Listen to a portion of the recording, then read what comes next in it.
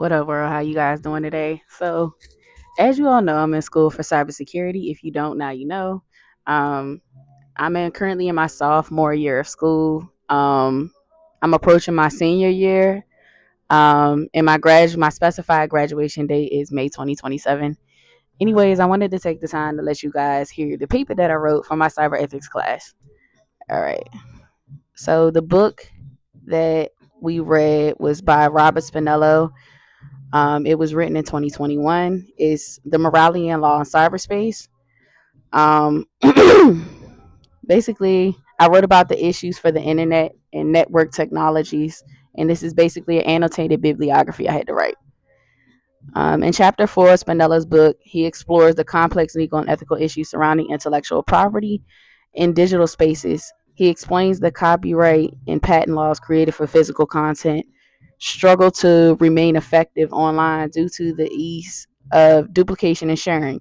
These challenges raise serious ethical concerns regarding ownership, creative rights, and user freedom.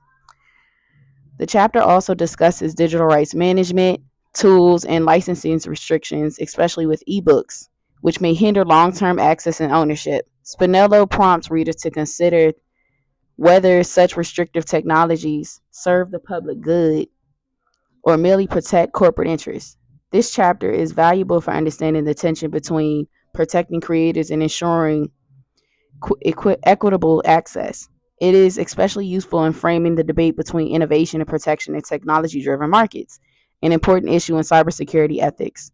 Compared to other texts, Spinello presents these challenges with an intricate ethical lens, urging us to consider fairness, transparency, and the user's rights. The chapter supports my view that protecting creators and promoting access must be balanced through responsible technology design and smart legal frameworks. In chapter 3, Spinello focuses on moral frameworks used to navigate internet behavior, particularly Kantianism and utilitarianism.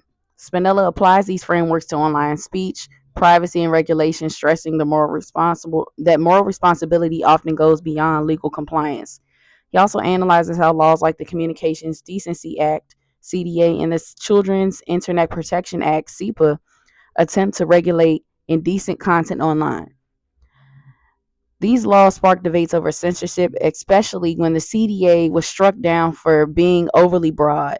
CIPA, while upheld, raised concerns over excessive filtering. Spinello uses real-world legal cases, including Reno versus ACLU and Multnomah County versus United States, to highlight the tension between protecting minors and preserving free expression. He also introduces Lawrence Lessig's theory of speech and architecture, explaining how the structure and code of digital platforms shapes user experience and behavior. This chapter has helped me deepen my understanding of the ethical boundaries of internet regulation and the role of design in shaping digital rights. It complements other readings by presenting legal debates through a moral perspective, making it easier to understand how legislation impacts freedom and equity online. In Chapter 6, Spinello examines cybersecurity threats, data breaches, and surveillance. He outlines the dangers of phishing, identity theft, and hacking, explaining how these issues affect both financial and emotional well being. This chapter also critiques surveillance practices by governments and corporations, raising moral dilemmas about consent and transparency. The Computer Fraud and Abuse Act is evaluated for its effectiveness and limitations. Spinello questions whether protective laws truly serve users or enable hidden control through monitoring. The return to the digital rights management in this chapter further emphasizes how protection can turn into restriction. As someone pursuing cybersecurity, me, I find this chapter very relevant. It draws attention to the importance of moral and ethical responsibility and preventing abuse, ensuring data privacy, and advocating for user-centered security design. Compared to other sources, this chapter presents a well-rounded perspective that includes both technical risks and moral consequences, which is essential for conscientious decision-making in digital space. Spinello also opens up in chapter 1 with foundation, ethical, and moral principles.